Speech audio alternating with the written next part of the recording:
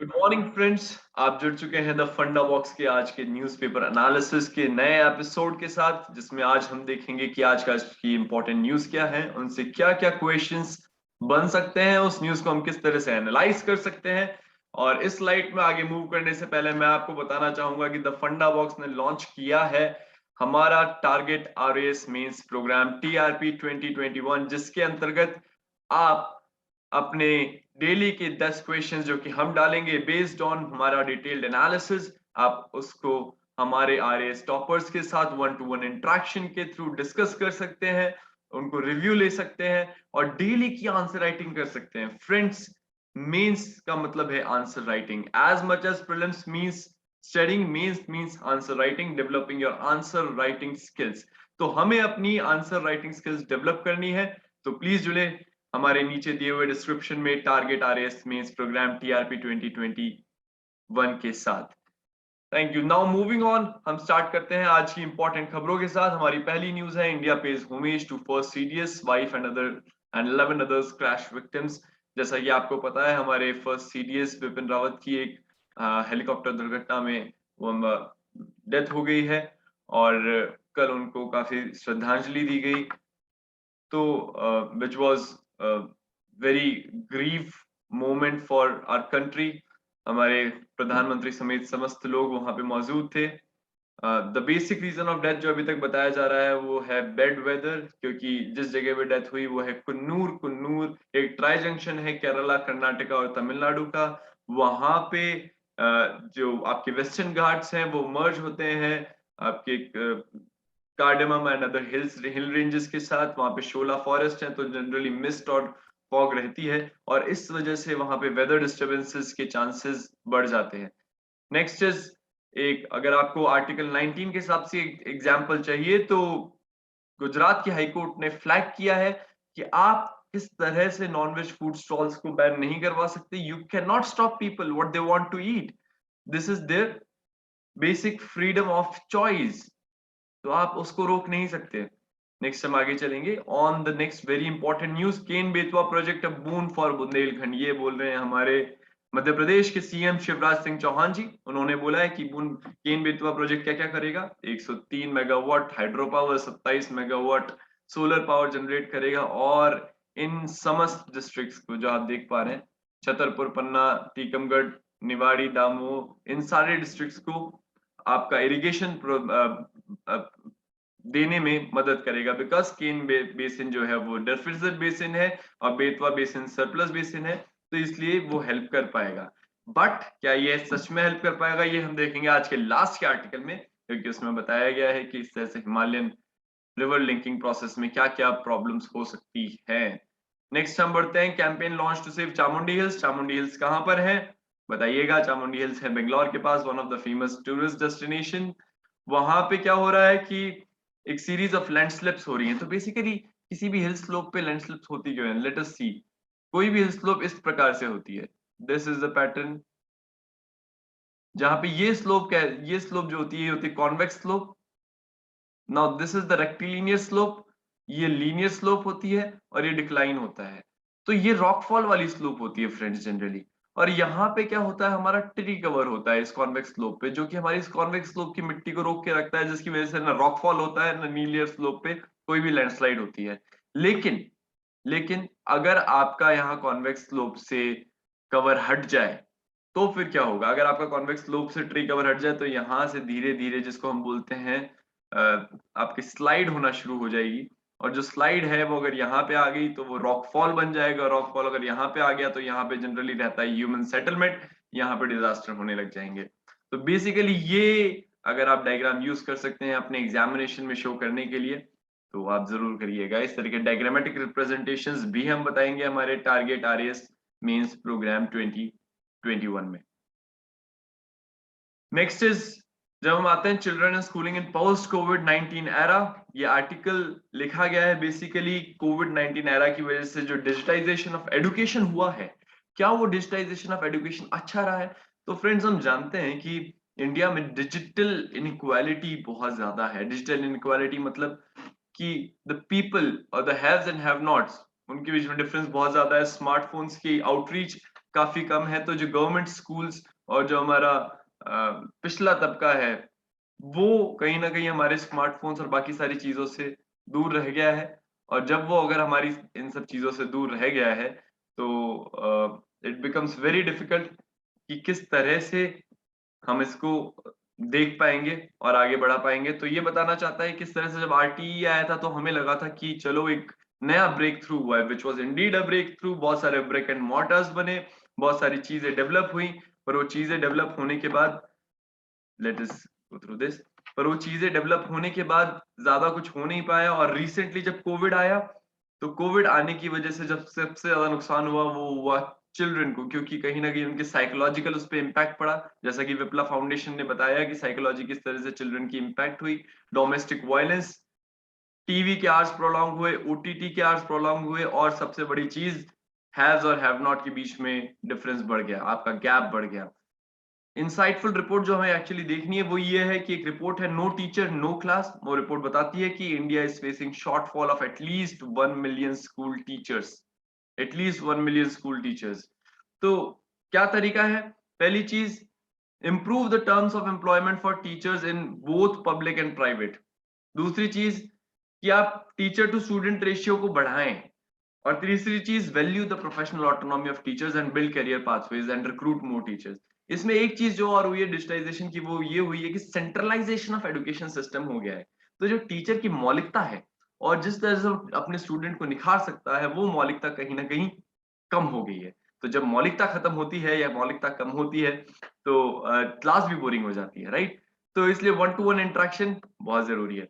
Next, tragic loss, हमारे first chief of defence staff की दुर्घटना हुई है। तो MI-17V5 हेलीकॉप्टर था, वन ऑफ द सेफेस्ट गिना जाने वाला हेलीकॉप्टर था। तो ओमिक्रॉन शैडो, आरबीआई की मॉनेटरी पॉलिसी की यहाँ पे बात आई है। और जब हम आरबीआई की मॉनेटरी पॉलिसी की बात देखते हैं तो हमें क्या देखना चाहिए? शशिकांत दास जी ने कहा है, headwinds from global developments were the main risk to the domestic outlook, which is now somewhat clouded by the Omicron variant of COVID-19। क्या होती है हेडविंड्स? एक इकोनॉमिक टर्म है। तो हेडविंड्स मतलब जिस तरह से आपकी अलग अलग फैक्टर्स इंपैक्ट करते हैं कंट्री को, तो हेडविंड्स किस तरह से नेगेटिवली इंपैक्ट करती है कोई भी चीज कंट्री को। तो ग्लोबल मार्केट जिस तरह से आपका चल रहा था, ग्लोबल डेवलपमेंट्स हो रहे थे, उसके रिस्क के साथ अब जो नई चीज जुड़ गई है वो है ओमिक्रॉन 19 वेरिएंट। एक्चुअली हुआ यह है कि मॉनेटरी पॉलिसी कमेटी की मीटिंग हुई है। मॉनेटरी पॉलिसी कमेटी ने अपना स्टैंस, जिसको बोलते हैं मॉनेटरी स्टैंस रखा है friends, constant 4% of repo rate. तो लगातार तीसरी तिमाही में भी इन्होंने नहीं बनाया। 6 में से 5 मेंबर्स ने समर्थन किया है, एक मेंबर ने डिसेंट किया है, लगातार तीसरी बार। क्या होता है मॉनेटरी पॉलिसी का बेसिक स्टैंस? बेसिकली जो मॉनेटरी पॉलिसी का स्टैंस होता है वो होता है, उनका टारगेट होता है इन्फ्लेशन को टारगेट करना, ना कि इकोनॉमी को टारगेट करना। इन्फ्लेशन को टारगेट कैसे करना होता है? 4 to 6% की रेंज में आपका इन्फ्लेशन रहता है तो वो अच्छा रहता है। इसके लिए आप कौन सा कर्व रेफर कर सकते हैं? इसके लिए आप रेफर कर सकते हैं फिलिप्स कर्व। जोड़िए फ्रेंड्स, इन कर्व को अपने आंसर के साथ जोड़िए। क्या होता है फिलिप्स कर्व्स में? Inflation versus unemployment. किस तरह से इन्फ्लेशन बढ़ता है तो एम्प्लॉयमेंट कम, अनएम्प्लॉयमेंट कम होता है, मतलब एम्प्लॉयमेंट की अपॉर्चुनिटीज बढ़ती है। लेकिन इन्फ्लेशन ज्यादा बढ़ जाता है तो वो आपका डाउन रिस्क में चला जाती है चीजें। तो इसके अंदर बेसिकली हम मॉनेटरी पॉलिसी कमेटी के बाद जानते हैं कि मॉनेटरी पॉलिसी कमेटी की मीटिंग्स कम से कम 6 बार होती है साल में, बाय मंथली मीटिंग होती है। और डिसीजन पब्लिश करते हैं ये हर मीटिंग के बाद। 6 मेंबर्स होते हैं, 3 मेंबर्स आरबीआई के, 3 external members nominated by government of India. Decision majority से होता है, और अगर टाई होता है तो गवर्नर का कास्टिंग वोट होता है। ठीक है। करंट मैंडेट क्या है? 4% annual inflation with an upper tolerance of 6% and lower tolerance of 2%, 4 plus minus 2% friends. तो बेसिकली ये आरबीआई एक्ट 1934 अमेंड हुआ था, और उस एक्ट को अमेंड करने की वजह से आपकी monetary policy committee into limelight आई थी। वापस से इन्होंने अकोमोडेटिव पॉलिसी रखी है। अगर क्वेश्चन आ जाए व्हाट इज अकोमोडेटिव पॉलिसी, क्या होती है? अकोमोडेटिव पॉलिसी का मतलब होता है फ्रेंड्स कि एमपीसी या तो मॉनेटरी पॉलिसी कमिटी या तो रेट्स को लोअर रखना चाहती है या रेट्स को अनचेंज रखना चाहती है। ठीक है, तो इस बार अकोमोडेटिव का मतलब है अनचेंज्ड। 6 मेंबर्स में से एक मेंबर ने डिसेंट किया। क्या बताया उन्होंने कारण? उन्होंने बोला लॉन्ग टर्म इन्फ्लेशन में अपसाइड रिस्क है। जैसा मैंने बोला फिलिप्स कर्व में अगर ज्यादा इन्फ्लेशन आपका बढ़ जाए तो अनएम्प्लॉयमेंट बढ़ने कम होने की जगह बढ़ने लग जाता है कई बार। और a pattern of policy making in slow motion. तो अगर इस तरह से हम चीजें देखते रहेंगे तो हमें कहीं ना कहीं लॉन्ग टर्म इन्फ्लेशन में प्रॉब्लम उठानी पड़ सकती है।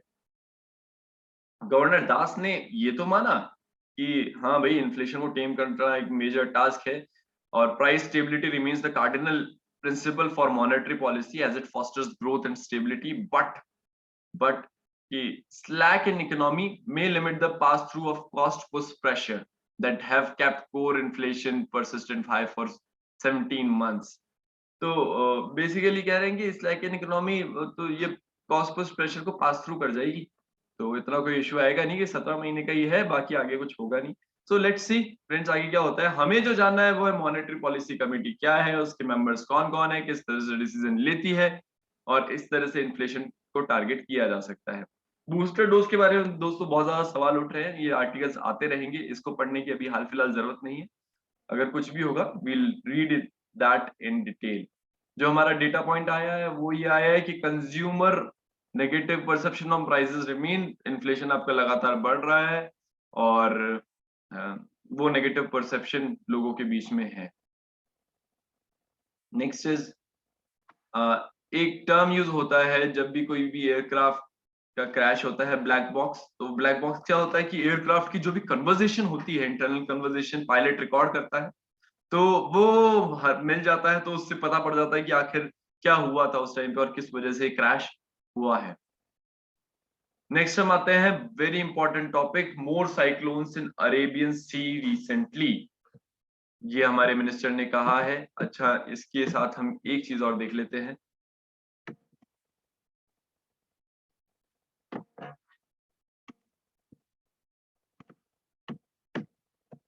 ओके फ्रेंड्स, तो बेसिकली टाइप ऑफ साइक्लोन कौन कौन से होते हैं? टाइप्स ऑफ साइक्लोन, ये सारे जो है हमारे टाइप्स ऑफ साइक्लोन्स हैं। इन टाइप्स ऑफ साइक्लोन्स में क्या है, 5 तरह की कैटेगराइजेशन होती है साइक्लोन की। तो जिस चीज की बात की जा रही है वो है वेरी सिवियर साइक्लोन्स, जिसकी मैक्सिमम विंड स्पीड इतनी रहती है। तो ये उसमें डैमेजेस के स्ट्रक्चर रहते हैं। इससे ऊपर बस एक एक्सट्रीमली डेंजरस वाला साइक्लोन की कैटेगरी और होती है और कोई इससे ऊपर कैटेगरी एग्जिस्ट नहीं करती। सो 5 टाइप्स ऑफ साइक्लोन्स, एक बार विंड स्पीड देख लीजिए। नेक्स्ट हम देखेंगे अब अरेबियन सी में ज्यादा साइक्लोन भाई आ क्यों रहे हैं, सवाल ये उठता है। वेरी सिवियर साइक्लोनिक स्टॉर्म्स आ रहे हैं, क्यों आ रहे हैं? Basically cyclonic tropical cyclonic storms generally east coast को हिट करते हैं। तो और अरेबियन सी में क्योंकि आपके आइलैंड्स इतने ज्यादा नहीं हैं तो थंडरस्टॉर्म्स कम क्रिएट होते हैं। जैसा कि हमने हमारी प्रीवियस वीडियो में देखा था, थंडरस्टॉर्म्स कम क्रिएट होते हैं तो साइक्लोन्स कम क्रिएट होते हैं और सिवियर साइक्लोन्स कम क्रिएट हो पाते हैं। लेकिन अब ये थोड़े से ज्यादा होते जा रहे हैं। लेकिन क्या अब इस ये आर्टिकल कहता है कि अभी भी इतना खतरा नहीं है हमारी वेस्टर्न कोस्ट को। क्यों हमारी वेस्टर्न कोस्ट को खतरा क्यों नहीं है? क्योंकि फ्रेंड्स आप देखेंगे कि जनरली जब साइक्लोन का पैटर्न होता है, वो जब साइक्लोन हिट करते हैं तो साइक्लोन हिट करते हैं आपकी ईस्टर्न कोस्ट को। Just see this is the eastern coast. ये साइक्लोन आपके नदर्न हेमिस्फीयर में हम देख रहे हैं फ्रेंड्स। ये देखिए आपकी डायरेक्शन देखिए, ये यहाँ पे कॉरियोलिस फोर्स की वजह से घूम जाता है साइक्लोन, ठीक है। बाकी आप जनरल डायरेक्शन देखिए साइक्लोन की, ईस्ट कोस्ट को हिट करती है। यहाँ पे इंडिया में जो भी साइक्लोन स्ट्राइक करते हैं वो थोड़े से लोअर ग्रेड के होते हैं जो वेस्ट कोस्ट को स्ट्राइक करते हैं। यहाँ पे भी जो जनरेट हो रहे हैं एक्सट्रीम साइक्लोन्स वो ओमान के तट पे जा रहे हैं। So that's the point. इसीलिए हमारा ईस्ट कोस्ट अभी भी ज्यादा वल्नरेबल है, राइट। सो फ्रेंड्स नेक्स्ट चीज हम देखेंगे, no peace with AFSPA. NSCN-IM ने बोला है कि अफ्स्पा के साथ हम कोई भी पीस नहीं करेंगे। पॉइंट ये है कि अफ्स्पा बहुत टाइम से न्यूज में है, हमने 2-3 बार में अलग अलग चीजें देखी भी हैं। आज हम कुछ और जानते हैं अफ्स्पा के बारे में। अफ्स्पा कब लगाया जाता है? AFSPA is when failure of administration and the local police to tackle local issues, ठीक है। कौन लगा सकता है? सेंट्रल गवर्नमेंट लगा सकती है in consultation with state government और द गवर्नर, ठीक है। तो अब क्या है, during election when the local police may be stretched too thin to simultaneously handle day to day task, the central government oblige करती है सेंडिंग BSF और CRPF से। अफ्स्पा के अंदर सिर्फ वही एरियाज आते हैं जो कि डिस्टर्ब्ड एरिया होते हैं। डिस्टर्ब्ड एरिया कौन डिक्लेयर करता है? गवर्नर, और दी सेंट्रल गवर्नमेंट डिक्लेयर करती है with the help of governor. Basically बहुत लंबे टाइम से नॉर्थ ईस्ट में अफवाह लगा हुआ है, जैसा कि हम हर बार बात करते हैं। मल्टीपल कमिटीज, यूनाइटेड नेशंस से लेके जस्टिस जीवन रेड्डी कमेटी, एनसीआरडब्ल्यूसी, सेकंड एआरसी, सबने बोला है कि अफवाह को रिपील करना चाहिए। सुप्रीम कोर्ट ने भी यही बोला है। स्टेटमेंट्स देख लेते हैं किसने क्या बोला। जस्टिस जीवन रेड्डी बोलते हैं कि commission the act is a symbol of hate, operation and instrument of high handedness. ये अपने ही लोगों के खिलाफ अपने ही लोगों में ट्रस्ट ना होने वाली जैसी चीज है कि हमें अपने ही लोगों में ट्रस्ट नहीं है, ये उसका सिंबल है। तो क्यों नहीं आप इस सिंबल को हटा देते हैं? सेकंड एआरसी क्या बोलती है फ्रेंड्स? कोट करना बहुत जरूरी है। सेकंड एआरसी, जस्टिस जीवन रेड्डी, एनसीआरडब्ल्यूसी और सेकंड एआरसी तो आप बहुत सारी चीजों में कोट कर सकते हैं जीएस2 में। सेकंड एआरसी को आप इकोनॉमिक्स से लेकर हर पेपर में कोट कीजिए, and we will have a separate classes for second ARC friends. Second ARC क्या बोलती है? It repeals, it recommends to repeal of AFSPA, और वो बोलती है कि इसको अगर आप रिपील करेंगे then scrapping would remove sentiments of discrimination among the people of north east India. पर साथ में सेकंड ईयर से एक चीज और बोलती है कि अगर आपको एप्सपा के कुछ प्रोविजन चाहिए तो आप उनके इधर उधर के एक्ट्स में डाल लो ना। आप क्यों एक सेंटिमेंट बेस्ड चीज बनाए रखना चाहते हो? That AFSPA is there, AFSPA is there, let AFSPA go away, और उसके एक दो चीजें आप किसी और में डाल लो जो एसेंशियल हैं। नेक्स्ट इज, हम आते हैं तो we'll see that women MPs raise multiple issues। किस चीज में रेस किया? जीरो आर में रेस किया। जीरो आर क्या है? जीरो आर के ऊपर बार बार क्वेश्चन आता है। जीरो आर एक इंडियन पार्लियामेंट्री सिस्टम की खुद की एक नई अप्रोच है जो कि बनाई गई है, और जीरो आवर्स में आपके क्वेश्चन डिस्कस किए जा सकते हैं किसी के द्वारा भी बिना कोई नोटिस दिए हुए। This is zero hour. बहुत सारी women ने क्वेश्चन पूछा है। Many asked to speak out of ballot and the issues ranged from, पहला जो मेन इशू आया वो है women's reservation bills। Friends, women reservation bill क्या है? women reservation bill constitution bill आया था 108th कॉन्स्टिट्यूशनल अमेंडमेंट बिल के तौर पे, लेकिन वो आज तक पास नहीं हो पाया। ये बिल क्या बोलता था कि विमेन को fix percentage of seats provide की जाए आपकी इसमें पार्लियामेंट में। लेकिन लोगों ने क्या बोला? What did critics said? Critics ने बोला कि जिस तरह से सरपंच पति है उस तरह से कहीं ऐसा ना हो कि एमएलए पति या ऐसी कोई चीज आ जाए। दूसरों ने बोला कि सबसे पहले पार्टीज को इंटरनल रिफॉर्म्स करने की जरूरत है, और भी बहुत सारे तर्क और कुतर्क दिए गए, लेकिन ये बिल लैप्स होता रहा और बार बार इंट्रोड्यूस होता रहा। सो फ्रेंड्स, कमीशंस ने क्या रिकमेंड किया? कमीशंस ने रिकमेंड किया कि आप दो, आप बिल्कुल लाओ, उसको एक्ट बनाओ, लेकिन उससे पहले आप ये वाली चीज ले आओ कि पार्टीज जो भी टिकट्स बांटेंगी उसमें से 33% टिकट्स फीमेल्स को बांटें, वेमेन को बांटें। तो इसमें ये तर्क दिया गया, what is the against argument of that, कि अगर फीमेल्स को 33% टिकट बांटे पार्टी ने तो ये क्राइटेरिया पूरा करने के लिए हो सकता है वो सिर्फ वीक वीक कॉन्स्टिट्यूएंसी उनको दे दें जिसमें उनको पता है कि यार इसमें जीतने के चांसेस कम है, और उसमें 33% का क्राइटेरिया फुलफिल कर ले। बिकॉज अभी भी हमारे यहाँ पे मात्र जनरल जो असेंबलीज होती है उनके अंदर 10 से 15% के आसपास ही फीमेल्स होती हैं, जिसको हमें बढ़ाना पड़ेगा। बिकॉज ये टॉप से बॉटम और बॉटम से टॉप दोनों तरफ फ्लो होने वाली चीज है। हमारी जो पंचायती राज है उनकी जो महिला लीडर्स इमर्ज होके आई हैं वो कहीं ना कहीं सेंटर तक नहीं जा पा रही हैं, पार्लियामेंट तक, असेंबलीज तक नहीं पहुंच पा रही हैं, और हमें धीरे धीरे उसको इम्प्लीमेंट करना चाहिए। नेक्स्ट जब हम आते हैं तो हम देखेंगे India's retail inflation likely to accelerate in November to 5.1%। Retail inflation क्या होता है? हमारा टारगेट सिर्फ इतना है फ्रेंड्स। क्या है रिटेल इन्फ्लेशन? सीपीआई कौन रिलीज करता है? नीचे कमेंट बॉक्स में जरूर बताइएगा, हु रिलीजेस सीपीआई। कितने तरह का सीपीआई होता है? चलिए आपके लिए हिंट, 4 तरह का सीपीआई होता है। सीपीआई 4 तरह का होता है। डब्ल्यूपीआई से किस तरह से वेरिएबल होता है और कितने टाइम में कंपटीशन होता है और कौन कंपटीशन करता है, इसका जवाब नीचे कमेंट बॉक्स में दीजिएगा और हम उस पर रिप्लाई करेंगे। नेक्स्ट जब हम आते हैं तो हम आएंगे टेक्स्ट एंड कॉन्टेक्स्ट पे, which is a very important series by the Hindu. इसको बहुत जरूरी से पढ़ना है, ये बहुत इंपॉर्टेंट है। It's like the explained column of Indian Express. So 75,000 crore के लॉसेस में पावर डिस्कॉम है। स्पेस एक्सप्लोरेशन, गगनयान मिशन जा रहा है, तो आप उनकी बात सुनिएगा जितेंद्र सिंह जी की। वीनस मिशन भी प्लान हो रहा है 2022 में, और 2 human space flight countries first human space flight programme हम लॉन्च करेंगे 2022 में, that would be named as Gaganyaan. Prelims question again. Diplomatic Olympic boycott, just use in your international relationships कि क्या है डिप्लोमेटिक बॉयकट।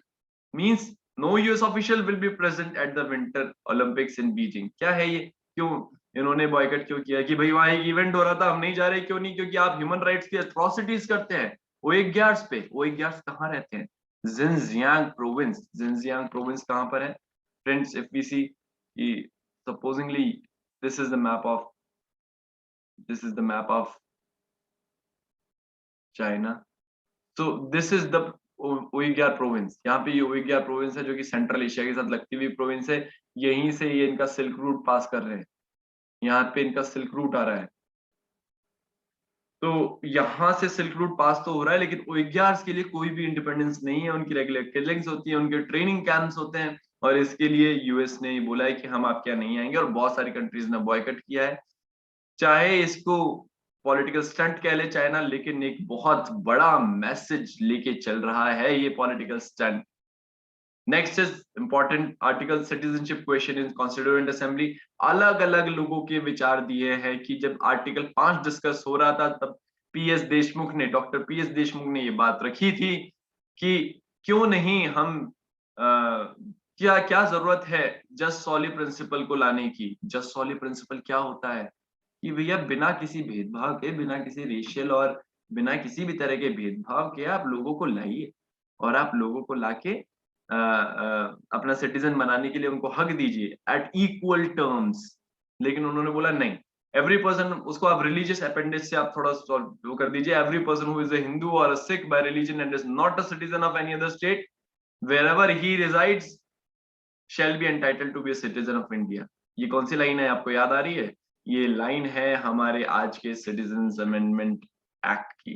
तो और डॉक्टर बी आर अम्बेडकर से लेके जवाहरलाल नेहरू तक सब लोग जस्ट सॉली प्रिंसिपल पे अटके रहे, और जवाहरलाल नेहरू के कुछ ऑब्जर्वेशंस भी थे, तो उन्होंने बोला we only have done something which every country does except a very few misguided and backward countries in the world, because every country follows the jus soli principle. Jus soli principle आपको पता पड़ चुका है, use this term jus soli principle. Citizenship का question आएगा ही आएगा, essentially आएगा, ऐसे में भी आएगा, जीएस2 में भी आएगा। और ये कहते हैं we cannot on any racial और रिलीजियस और other grounds make a distinction between one kind of person and another, or one sect of person and another sect of persons, having regard to our commitments and formulations। ये अल्लादी कृष्णा स्वामी अय्यर ने कहा है। तो basically आप इनको coat कर सकते हैं अलग अलग कमेंट्स को। ह्यूज कॉस्टली मिस्टेक, जो केन बेतवाल इनकी पहली बार बात हुई थी, सीएम शिवराज सिंह चौहान अच्छी अच्छी बातें बोल रहे थे, उनका हम थोड़ा देख भी लेते हैं। वो बोलते हैं केन बेसिन में सरप्लस है, बेतवा बेसिन में डेफिसिट है। बात बिल्कुल सही है, दोनों, एक में सरप्लस है, एक में डेफिसिट है। और ये नेशनल रिवर लिंकिंग जो प्रोजेक्ट है, जो हिमालयन रिवर्स का प्रोजेक्ट है, वो कहीं ना कहीं करना भी यही चाहता है, तो हम उसको भी एक बार देखते हैं।